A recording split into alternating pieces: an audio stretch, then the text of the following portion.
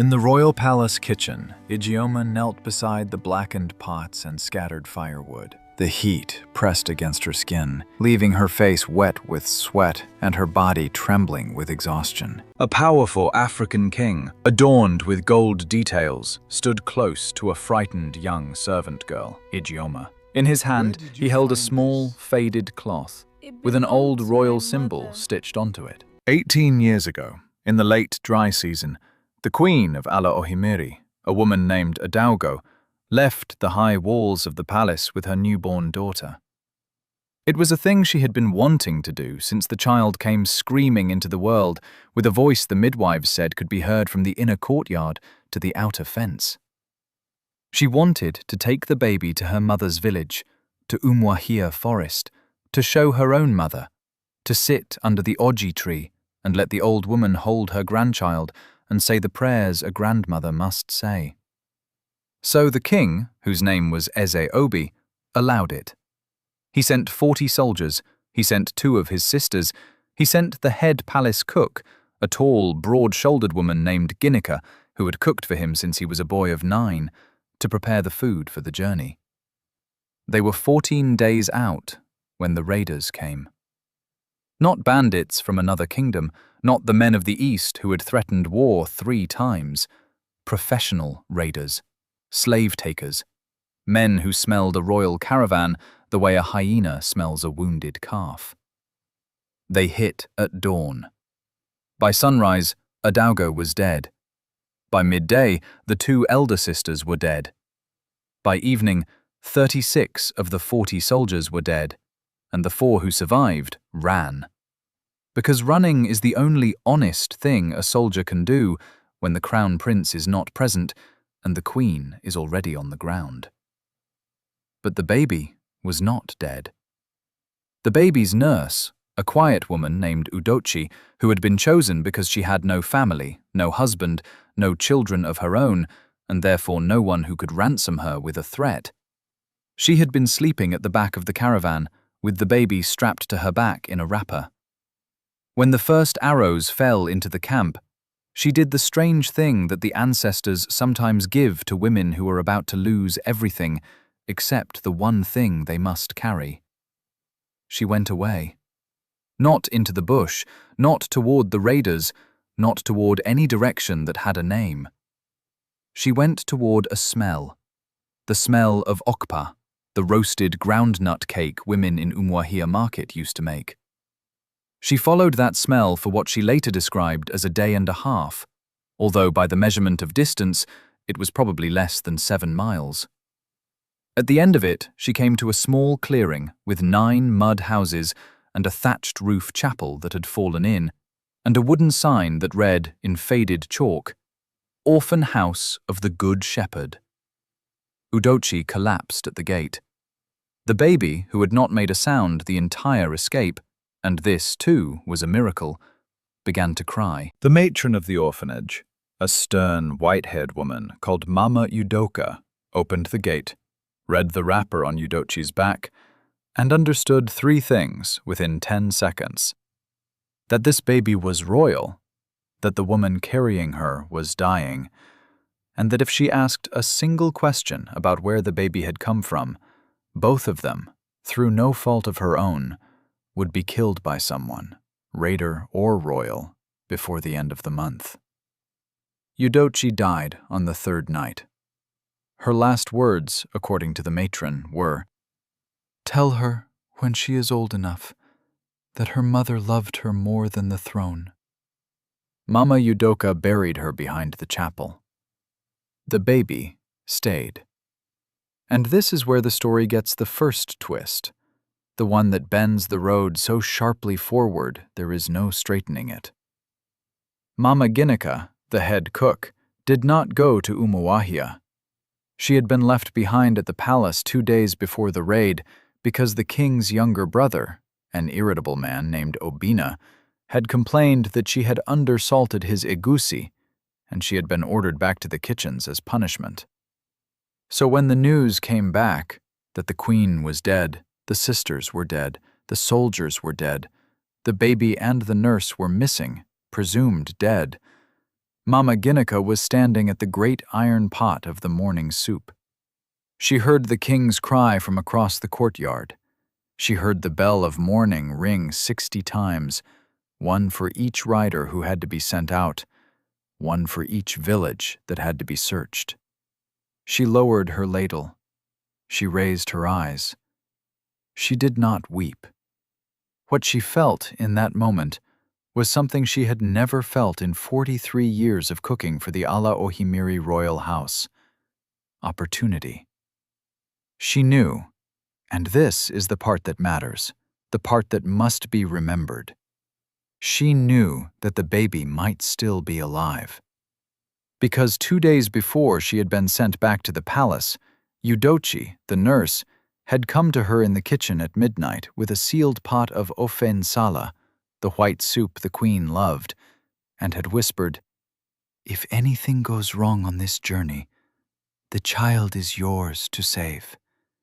You are the only woman the queen trusts. You are the only woman who has ever held her." Mama Guinea had taken the soup. She had not understood then what Yudochi was asking. Now she understood. The king searched for 8 years. He sent his brother Obina to the east, to the south, to the rivers, to the coast, to the slave markets of Boni and Calabar. He paid ransoms to false leads. He buried empty caskets in 3 different ceremonies. He commissioned a shrine in the queen's name on the hill above the palace. And Mama Guinea, all this time, kept her ears open. She had people in every market. She had cousins in the orphan network of the region. And in the 2nd year of the search, one of those cousins sent word. There was a baby girl in an orphanage in Umuahia forest. A baby girl who had arrived on the exact day of the raid, in the care of a matron who refused all questions. Mama Guinea went alone.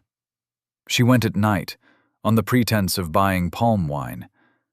She saw the baby. She saw the cloth. The wrapper the baby was strapped in had, in the inside corner, an embroidered insignia. 3 small loops of thread in the royal pattern of Ala Ohimiri. The queen had sewn it herself, late in her pregnancy, while she sat with Guinea in the kitchen. "When she is born," the queen had said, "I want her to carry her father's house in her skin, not on a banner." Mama Guinea stood in the doorway of the orphanage. The matron slept inside. The baby slept inside. And for the first time in the life of this child, a member of the royal household, the wrong member, held her. She took the baby home. She told no one. She named her Ijeoma. What she told the king 8 years later was, "I have raised a kitchen girl with the gift of cooking. She is my niece from the village. Her mother was your late gardener's sister. Trust her hands." The king trusted her hands. Ijeoma's life, from the age when memory begins, was the floor. She slept on a straw mat near the great iron stove, where the heat was so constant in the dry season that her skin never really cooled. She rose at 4 in the morning, before the eze cock crowed, to fetch water from the well behind the kitchen court. The well was deep, 14 feet of stone. The rope was old. The bucket was heavier than she was until she was 9. She carried the water on her head, in a clay pot balanced by a wet ring of palm frond. She hauled firewood. She scrubbed the pots. She pounded ogaraya, dried cassava, in the wooden mortar until her shoulders shook. By the time she was 10, she could break a cassava stick in 3 swings. By 12, in 2. By 15, in 1.5. Mama Guinea did not beat her often. She did not need to. She used silence. She used spelling. She used phrases. Phrases delivered in front of the other kitchen workers with a calm that was more violent than any slap. Ijeoma, my useless niece. You cannot cook. You can only wash. If the king's grandmothers were still alive, they would spit on your hands. You were picked up from the dirt.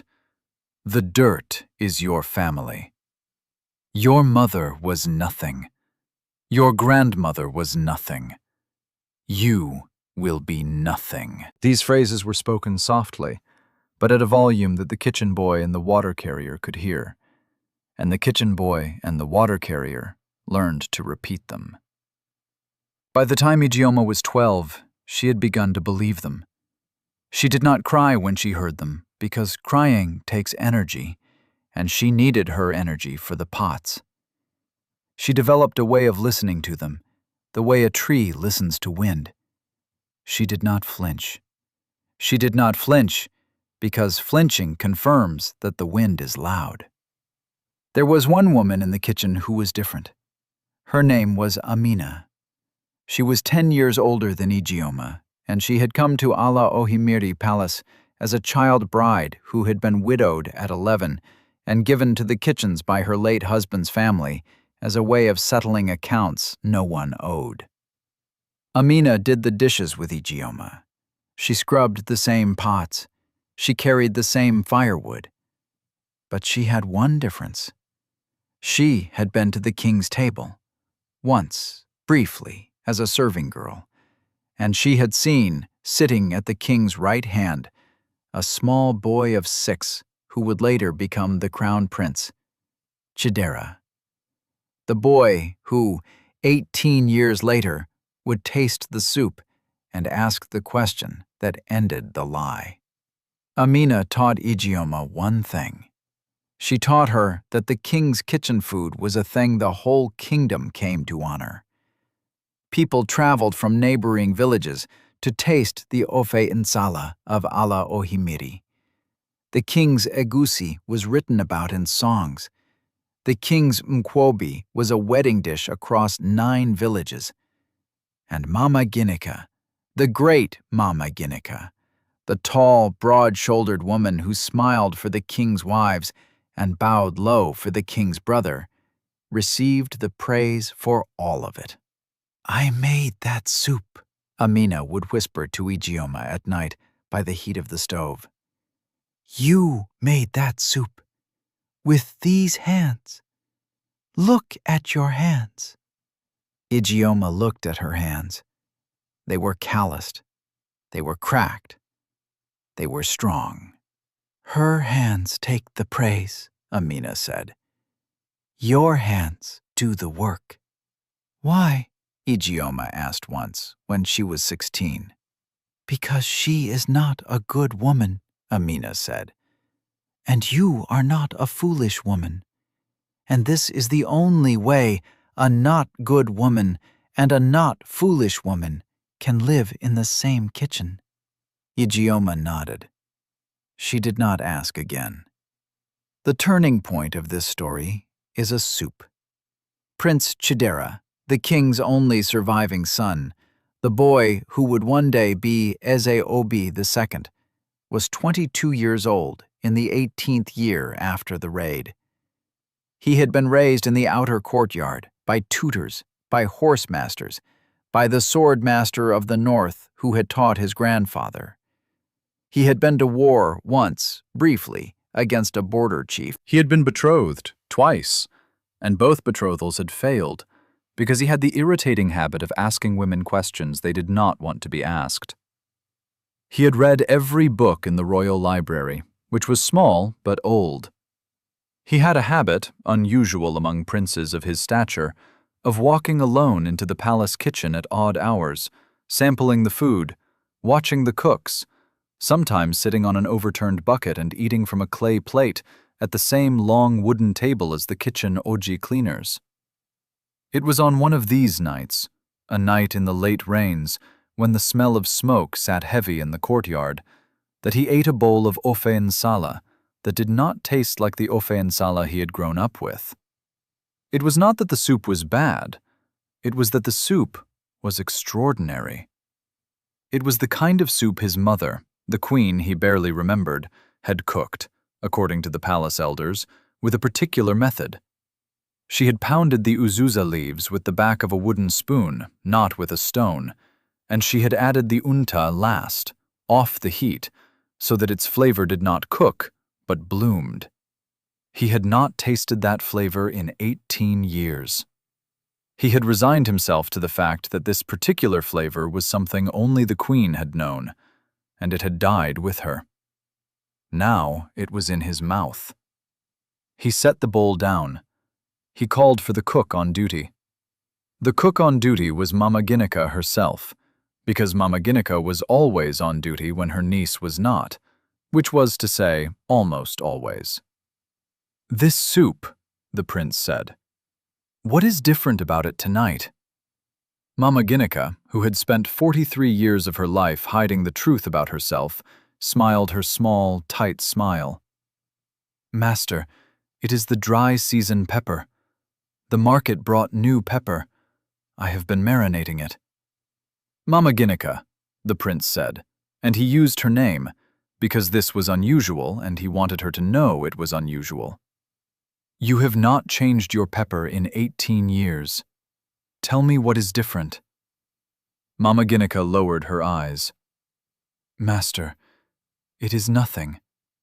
The cook on the uzuza, she is my niece, the girl Ijeoma. She is young. She uses the wooden spoon. I did not teach her this. She learned it from the wind." The prince was quiet for a long time. Then he said, "Bring me the girl." Mama Guinea did not bring him the girl that night. She brought him the girl the next morning, after she had warned Ijeoma, in the language of the kitchen, in the language of phrases, "Ijeoma, my useless niece, tell the prince you learned from me. Tell him you learned from my hands. If you do not say this, the kitchen will eat you." Ijeoma, who by this time had learned that a statement of fact was the most dangerous thing she could make in this palace, lied. "I learned from Mama Guinea," she said. The prince went away. For 3 months he did not come back to the kitchen. The question that the king's brother could not answer. But Prince Chidera did not go away. He went, instead, to the one place in Ala Ohimiri Palace where the lie could not reach. The records room of the elders, where every birth, every death, every naming ceremony of the royal house was kept in oiled bark cloth books going back 9 generations. And there, on the 3rd day, he found a line. He found it because he was looking. The line read, "Daughter of Eze Obi and Adaugo, born in the dry season, given the wrapped cloth of the house, name withheld by royal council, burial of empty casket in year of the raid." The casket, the prince learned from the records, had been filled with cloth. He went to his father's brother, Obina, the king's irritable younger brother, and he asked the question, "Uncle, was the baby buried, or was it an empty casket?" Obina slapped him. It was a hard slap, an open-palmed slap, the kind that is delivered when you have asked a question the answerer is afraid of. "You do not ask your dead mother where her bones lie," Obina said. The casket was filled with the queen's wrapper, because the queen's wrapper was the only thing that could be brought back. The baby was dead. "Prove it," Chidera said. Obina could not prove it. He had not been at the raid. He had been in the capital, drinking palm wine with his 3rd wife. He had made the story up, as the entire court had made the story up, because the king needed the court to make it up, so that the king could mourn properly. The empty casket was a grace, not a fact. The prince, who had been raised on grace and was now being raised on facts, went to the midwife. Mama Udoka had been waiting since the night Udochi died. She had been the palace midwife for 41 years. She had delivered every child of Eze Obi, including Chidera himself. And she had delivered the brother Obina, and she had delivered the king's 2 elder sisters who had died in the raid. She had delivered the queen's first child, a boy who had not survived the night. And she had delivered, on the morning of the queen's 3rd pregnancy, a baby girl who had cried so loudly that the entire lower courtyard had stopped to listen. Mama Udoka did not believe the baby was dead. She did not believe this in the way that grief makes us believe anything. She believed it in the way that a midwife believes what she sees. The baby had gone into the world strong. The raid had not reached the back of the caravan. Udochi had received specific instructions, and Udochi was not a woman who failed instructions. When Chidera came to her, on a dry morning in the 18th year, she listened. She did not speak until he had finished. She did not speak until he had asked the question 3 times. She did not speak until he had set his palms on the floor of her room in the posture of a son of the house. Then she spoke. "There was a cloth," she said. "Your mother sewed it. 3 loops, on the inside corner. The queen sewed everything, master. The queen was a woman whose hands were never empty. If the baby lived, that cloth would be with the baby. Find the cloth." The prince went to his father's youngest sister, the king's half-sister, Lolo, who had been a child of 6 when the raid happened and was now 24 and the keeper of the queen's old things. He asked her for the queen's wedding wrapper. Lolo brought it. The wrapper was the wrong one. It did not have the embroidered loops. It was a cloth of state, but it was not the cloth of the baby. The prince went back to Mama Udoka. "There are 2 cloths," she said. "One for the woman, one for the child. The cloth for the woman would have been burned with her body. Find the cloth for the child." The prince did not know where to find it. The cloth for the child, if it existed, was in the wrapper of a baby who had been somewhere, for 18 years. He went one last time to the kitchen. This time he did not go to Mama Guinea. He went to the kitchen floor. Ijeoma slept on a straw mat near the stove. The mat had been her mat since she was old enough to remember. It had been woven for her by Amina, using palm fronds from the courtyard, in the 2nd year after Ijeoma came into the kitchen. The mat was coarse, but it was hers, and the only personal possession she owned in the palace. Under the mat, she kept a folded wrapper. The wrapper had been wrapped around her when she was found at the orphanage. Mama Guinea had told her repeatedly that it was the wrapper of a nothing child, that her mother had been a nobody, that the cloth was juju, and that touching it brought ill fortune. Ijeoma had believed this for 15 years. She had folded it and unfolded it in private hundreds of times, and she had never unfolded it to look at it, only to put it away again. There was something about it that she did not want to see. When the prince came, on the dry morning, with his guards and his calm, Ijeoma knelt. Amina knelt beside her. Mama Guinea was not yet in the kitchen. She had been called, by Obina, to the upper courtyard, on the pretense of planning the month's feast menu, and she had gone with a warning in her eye. "Do not speak, Ijeoma, my useless niece. The kitchen will eat you." The prince knelt beside Ijeoma. He asked for the wrapper. Ijeoma fetched the wrapper from under the mat. She unfolded it.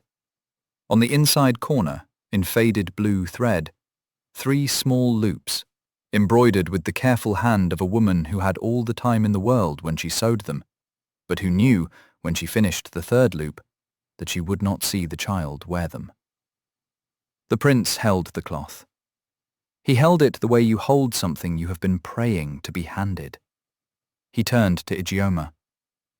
"Where did you get this?" he asked. "Mama Guinea gave it to me," Ijeoma said. "She said it was the wrapper of my mother, who was nothing."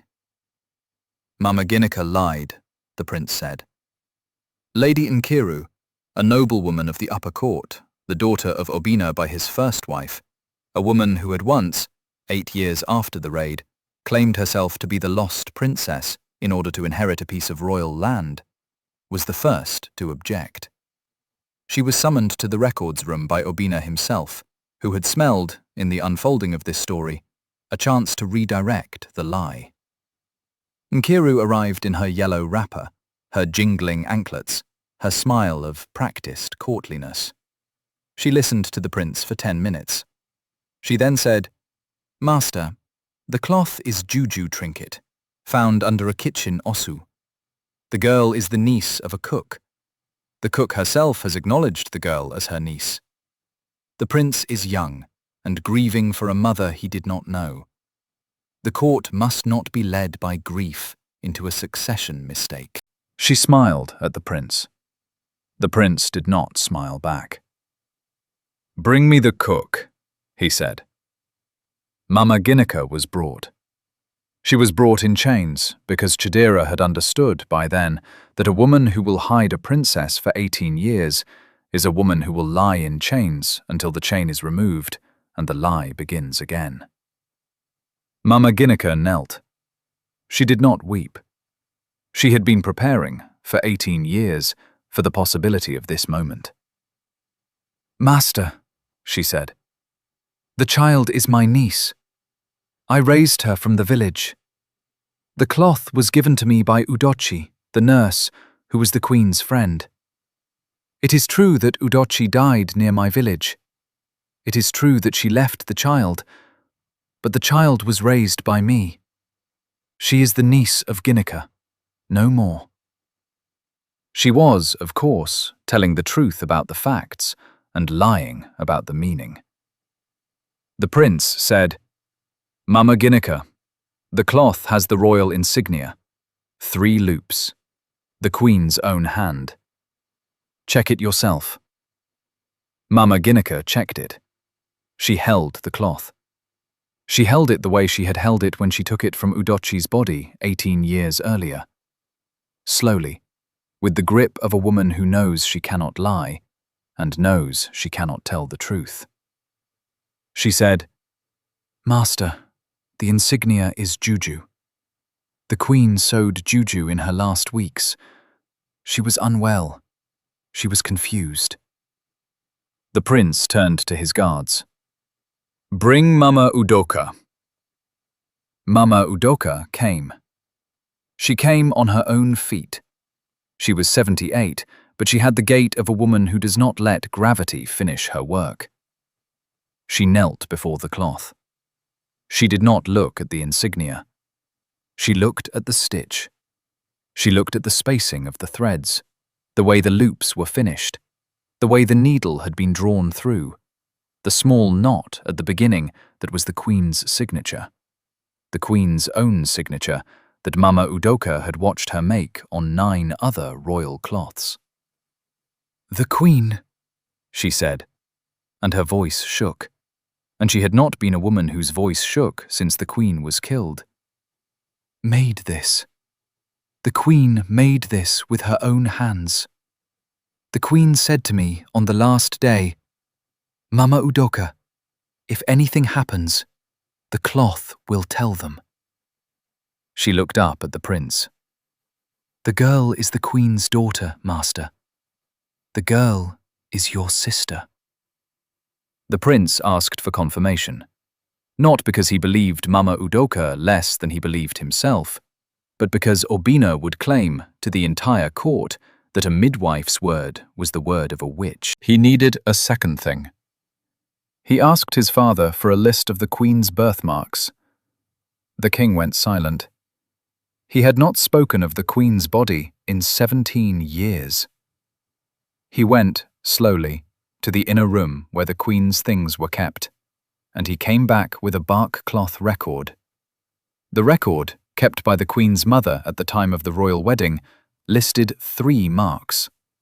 A small dark mole on the nuu, the navel. A small lightened patch on the inner wrist of the right arm. And, the 3rd mark, the baby mark, a small crescent on the outer ankle of the left foot, just below the bone. Ijioma's left foot was unwrapped.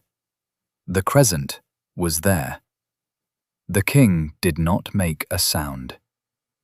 The king had not made a sound when his wife died. He had not made a sound when the empty casket was brought back. He had not made a sound in 17 years of mourning. But when he saw the crescent on his daughter's ankle, in the lower courtyard of his own palace, in a room he had walked past every morning for 18 years, he made a sound. It was not a word. It was not a cry. It was the kind of sound a man makes when the body finally lets go of a weight it did not know it was carrying. The king's guards stepped forward. The king waved them back. He sat on the floor. He held his daughter's ankle. He did not speak. The entire court, the entire palace, the entire kingdom was silent for 1 beat, 2 beats, 3 beats. The king's wife, the junior wife, the mother of Chidera, the woman who had ruled the inner courtyard since the queen's death, entered the room. She looked at the crescent. She looked at the cloth. She looked at Ijioma's face, which was, in the shape of the brow, in the shape of the lips, in the strange smile that came when Ijioma was unsure of herself, the face of the queen, which the king himself had not seen in 17 years, anywhere but in the oil paintings on the upper wall. "Adaugo," the junior wife said softly, and she did not finish. In the days that followed, the court demanded an explanation. The king's council gathered. Obinna demanded that Mama Guinea be executed. Executed. For treason against the throne. The junior wife demanded the same, more quietly. The prince, who was the king's only son, and therefore the heir, demanded something else. He demanded the truth. The truth, as it unfolded in the upper courtroom over 4 days, was this. Mama Guinea had taken the baby to steal one thing. Not the throne, not the kingship, not the ruby ring of Ala Ohimiri. She had taken the baby to steal the praise. The praise of the Ofen Sala. The praise of the Egusi. The praise of the Norbi. The praise that came to the palace kitchen every market day, every feast day, every wedding day, every naming day. The praise that had made Mama Guinea in 43 years the most quietly powerful woman in Ala Ohimiri. The king saluted her. The king's wives bowed to her. The king's brother consulted her on spices. The neighboring kingdoms sent gifts to her, through her, to the king. If the baby lived, the praise would eventually wander to the baby's hands. The baby would cook, because the queen had been a cooker, and the baby, Ijioma, had the queen's hands. Mama Guinea had understood this within the first year. She had said, in her own way, to Amina 15 years later, "The niece of mine will not cook. The niece of mine will wash. The niece of mine will not be praised." The lie had worked. The lie had worked for 18 years. Ijioma had, in that time, become the best cook in Ala Ohimiri, better than Mama Guinea by any honest measure, because she had the queen's hand, and the queen's hand had the wood spoon method, and the wood spoon method produces a flavor that no stone pounding can match. But no one in the palace, no one knew Ijioma's name. She was Nwanri, the kitchen child. She was Munye Oku, the stove woman. She was not Ijeoma to anyone, except Amina, and Amina's voice did not reach the upper courtyard. Until the soup. The king, in his judgment, did what kings in Ala Ohimiri had done for 9 generations. He decreed a reversal. He decreed that Mama Ginika would continue to cook, but she would cook under Ijeoma. She would take her instruction from the princess. No, she would take her instruction from the daughter of the king, who had been her servant for 18 years. She would sleep on a mat near the stove. She would rise at 4. She would fetch water. She would scrub her own pots. She would be what she had made Ijeoma. This was not mercy. This was justice, in the legal sense of the king's court, which is closer to poetry than to pain. The king's court had a phrase for this. The one who built the cage sits in it. Mama Ginika was brought to the kitchen. She was dressed, by court order, in her own wrapper, the wrapper she had worn for 18 years of praise, but the wrapper was stripped of its embroidered insignia. She knelt. She was given a clay pot. Ijeoma, standing, gave her the morning water instruction. "Mama Ginika," Ijeoma said, and her voice did not shake, and her voice did not have to, because her voice had been trained in 18 years of the clay pot. "The ofe and sala for the king today must be pounded with the wooden spoon. Use the wooden spoon." Mama Ginika looked at the spoon. She looked at the floor. She nodded. In the days that followed, Mama Ginika cooked as she had been ordered, and the soup tasted, as it had not tasted in 17 years, like the queen had made it. The king's staff tasted it. The king's brother tasted it. The kingdom tasted it. The praise came back to the palace kitchen, and this time the praise went to Ijeoma's name. Ijeoma. And the name went out from the palace, across the 9 rivers, across the markets, across the slave towns that were now free towns, across the schoolrooms where daughters of former cooks now studied. Ijeoma did not rejoice. Ijeoma, who had been a thing that did not cry when hit, cried.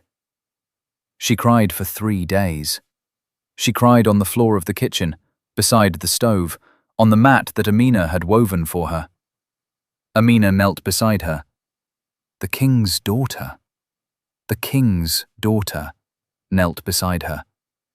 The king himself did not kneel beside her, because the king was a king, and kings do not kneel beside stoves. But he sent, by his junior wife, a single kola nut, broken in the proper way, with the proper prayer, and it was enough. On the 4th day, Ijeoma stopped crying. On the 5th day, she asked for the cloth. She held the cloth. She looked at the 3 loops. She did not see an insignia. She saw her mother's hands. She folded the cloth. She put it back under her mat. She went to cook. This is the moral of this story, and it is the moral the Queen left. There is no home that is built on a lie that does not, eventually, eat its own roof. Mama Ginika thought she had built a home of praise, of power, of the king's broth and the king's spice. She had built, instead, a cage. And the thing about cages is that the bird inside the cage does not grow smaller because you have built it. The bird grows. The cage does not. And the day comes, always, always, when the cage and the bird cannot be in the same room. Ijeoma grew. The cage did not. The cloth, the queen's cloth, the 3 loops, the embroidered insignia of the royal house of Ala Ohimiri, did the work that sound cannot do. Sound can be drowned out. Sound can be forgotten. Sound can be lied about.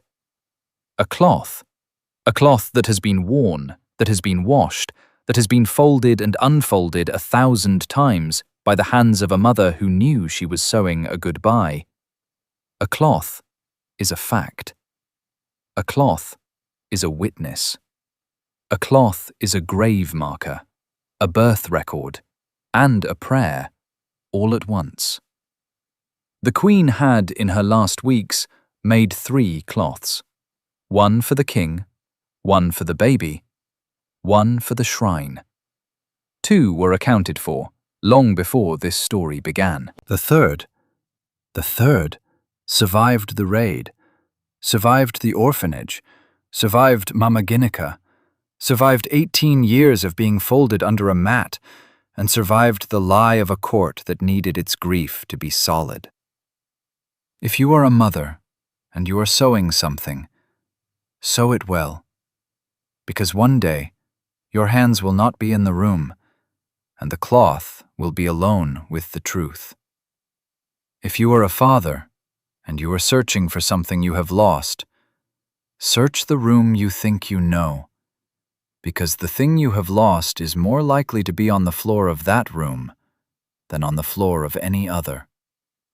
If you are a child and you do not know who your mother is, look at your hands, because your hands are, very often, the only place your mother lives after she has gone. And if you are a liar, and we are all liars in small ways, in the phrase-level lies of kitchen politics, in the cabinet-level lies of court procedure, check your cloth, because the cloth, one day, will be unfolded, and the loops will be the loops of a queen, and the lie will be the lie of a cook, and there will be a prince at the door, and there will be a midwife with a 41-year memory, and there will be a crescent on a foot, and there will be no shelter in the room, no matter how broad your shoulders are. Ijeoma did not take the throne. This is the second twist, and it is the harder one. The king's council, after the revelation, gathered again. They asked Ijeoma, the princess, the daughter of the king, the lost child, the heir, to take her place in the lineage. The lineage was clear. The queen had borne one child. That child was Ijeoma. Ijeoma was therefore senior in the royal house of Ala Ohimiri, not Chidera, because seniority in Ala Ohimiri goes through the mother.